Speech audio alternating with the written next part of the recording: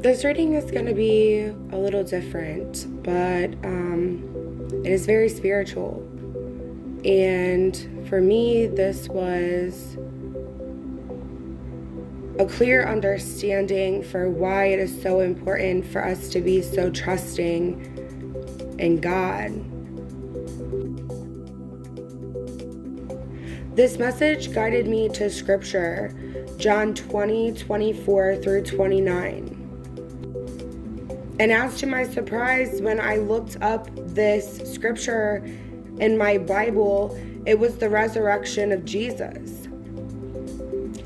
And for me, I had chills all over my entire body because just a couple days before, my son picked me my first flower. And he had never done that before, and I thought that was odd, and he handed it to me, and he said, "Mommy." And it was very clear that I needed to have this. So I came inside, and just because of who I am and in my spirituality, I look up the meaning of a marigold, the spiritual meaning of a marigold. And it is the resurrection of spirit, spiritual resurrection.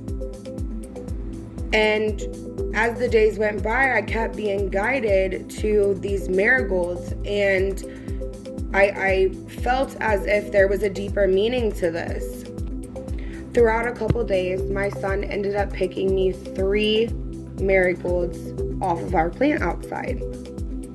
And not only that, but he was consecutively saying these 3 names: Noah, Tom, and Paul.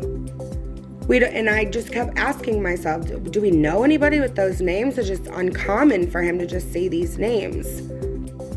And when I was able to get myself grounded and be connected with what was happening around me, I understood that I needed to open up my Bible and connect to scripture.